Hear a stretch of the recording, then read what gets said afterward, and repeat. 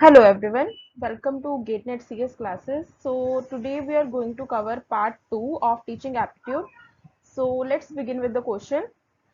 First question is the concept of school complex. ये concept था school complex. तो it was first executed in कहाँ पे execute किया गया था? ये सबसे पहले execute किया गया था राजस्थान में. The school of complex concept जो था school complex का. Next question is the proponent of cognitive theory of teaching is. अब कॉग्निटिव थिंकिंग की एक टीचिंग का वे था, एक कंसेप्ट था थिंकिंग स्किल्स पे कॉग्निटिव थ्योरी. वो उसके फाउंडर कौन थे, किसने दिया था ये? It was given by N L. Gage. So ये ऐसे क्वेश्चन हैं जिनके answers as it is learn करने हैं. Cognitive theory of teaching was given by N L. Gage. Next question, third question is instruction medium affects the absence and escape from class teaching. मतलब instruction medium एक instruction का medium होता है, एक path होता है जिसके थ्रू हम पढ़ाते हैं बच्चों को. It affects the absence and escape from class teaching. क्या ये बात सही है? Yes, this is absolutely agreed कि जो इंस्ट्रक्शन मीडियम होता है ये बहुत बड़ा सेंस मैटर करता है during the teaching. Next question is fifth question. The determinant of teaching skill training is. Determinant teaching skill training का क्या होते हैं? इसके कंपोनेंट, जो इसके बेसिक सब पार्ट्स होते हैं जो हम पढ़ाते हैं बच्चों को, वो सबसे बड़ा डोमिनेटिंग फैक्टर होता है कि क्या आउटपुट आएगी further. So components is the answer teaching skill training में. Next question is for a good communication. एक गुड कम्युनिकेशन के लिए जो हम क्लास में पढ़ाते हैं उसके लिए क्या चीज रिक्वायर्ड रहेगी? तो ऑप्शंस में पढ़ रही हूँ. First option is clarity of the thought. Next dramatic presentation. Dramatic dramatic इस वर्ड से ये ऑप्शन इनकरेक्ट हो जाता है. Next is C option speaking in mild tone. क्या हम अगर आराम से बात करें किसी से, क्या ये एक इफेक्टिव कम्युनिकेशन स्किल का पार्ट होगा? या फिर स्पीकिंग विदाउट पॉजेस, मतलब विदाउट ब्रेक हम कंटिन्यूटी में वी आर जस्ट स्पीकिंग, तो ये क्या ये एक फैक्टर होगा? तो एक गुड कम्युनिकेशन के लिए सबसे इंपॉर्टेंट चीज होती है क्लैरिटी ऑफ थॉट.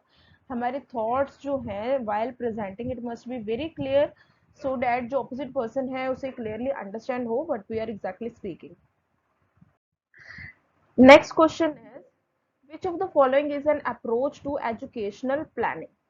अब इसका आंसर है हमारे पास कि इसमें से कौन सा एक अप्रोच है एजुकेशनल प्लानिंग के लिए? मैन पावर अप्रोच भी एक अप्रोच है या फिर social demand approach? These both are the two approach, two types of approach. तो हमारा आंसर होगा बोथ ए एंड बी. ये दोनों ही एजुकेशनल प्लानिंग के अंडर डिफरेंट अप्रोचेस हैं. So next question is, previous was the sixth question actually. So next question is, institutional planning should be based on. अब हम अगर एक प्लानिंग कर रहे हैं बच्चों को पढ़ाने के लिए, सबसे पहले वी मस्ट हैव एक बेसिक एम होना चाहिए और इसकी क्या क्या नीड्स हैं ये सबसे पहले हमारे माइंड में क्लियर होना चाहिए. उसके बाद ही हम एक इंस्टीट्यूशन प्लान कर सकते हैं बच्चों को पढ़ाने के लिए. So this is the basic point, aim and needs. Next question is teacher behaviour ought to be. अब टीचर का बिहेवियर किस तरह से होना चाहिए? क्या वो एडमिनिस्ट्रेटिव होना चाहिए, मतलब बिल्कुल ही एडमाइन करता हुआ ऑर्डर्ड लेवल इस तरह का होना चाहिए, या इंस्ट्रक्टिव होना चाहिए, बिल्कुल टीचर इंस्ट्रक्शंस पे इंस्ट्रक्शन दे रहा है इस तरह का होना चाहिए, या आइडलिस्टिक होना चाहिए, या फिर डायरेक्टिव होना चाहिए, बिल्कुल डायरेक्शंस प्रोवाइड करता हुआ?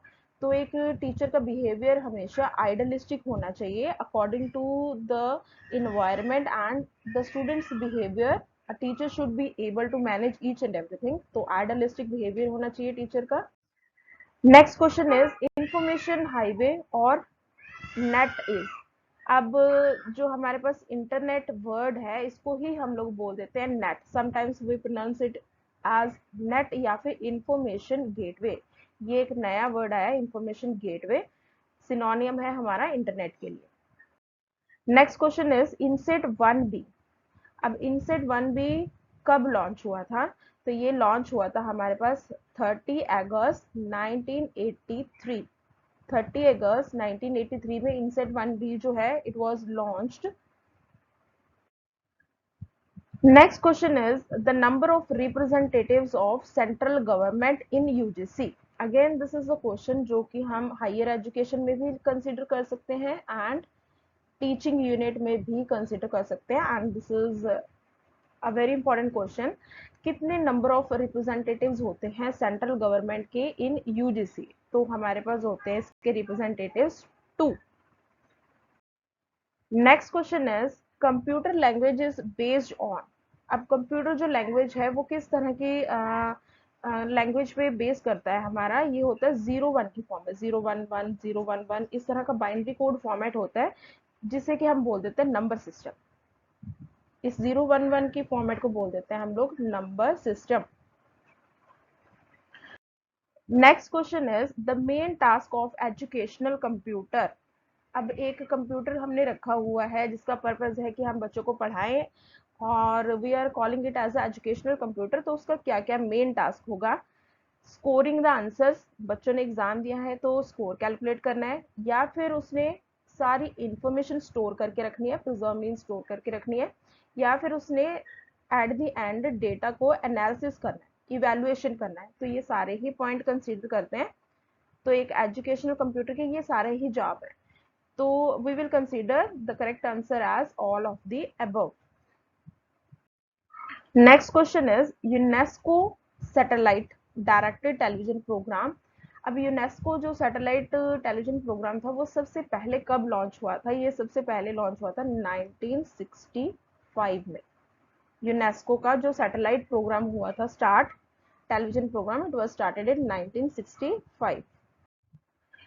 Next question is our last question. In which of the following instructional procedure is the main component? अब इसमें से मेन component कौन सा है हमारा टीचिंग में? तो यहाँ पे हमारे पास डिफरेंट ऑप्शंस दिए गए हैं कि इंस्ट्रक्शनल प्रोसीजर अगर हम फॉलो करें उसमें सबसे मेन मेजर कंपोनेंट कौन सा होगा? सिनेप्टिक्स टीचिंग मॉडल, सिंबल्स के थ्रू करना चाहते हैं, या फिर बेसिक टीचिंग मॉडल, या फिर इंडक्टिव टीचिंग मॉडल, और last option is social stimulation. अगर हम सोशली जो एनवायरनमेंट है उसे स्टिमुलेट करके उसका एग्जाम्पल लेकर के पढ़ा रहे हैं. तो इंस्ट्रक्शनल प्रोसीजर के लिए सबसे इंपॉर्टेंट होता है हमारे पास बेसिक जो टीचिंग मॉडल है हम उसे ही फॉलो करते हैं, basic teaching model. So this is the correct answer. So today again we have covered almost 15 questions, and these are those questions which are really important according to the exam. So I hope ये revision देंगे हमारे teaching unit के लिए. Thank you so much for your time. Please do like and subscribe to our channel, और अपने friends के साथ and family के साथ do share it and post your doubts in the comment section.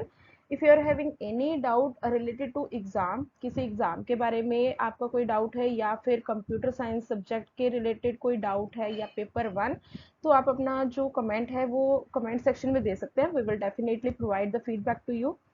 Thank you so much for your time.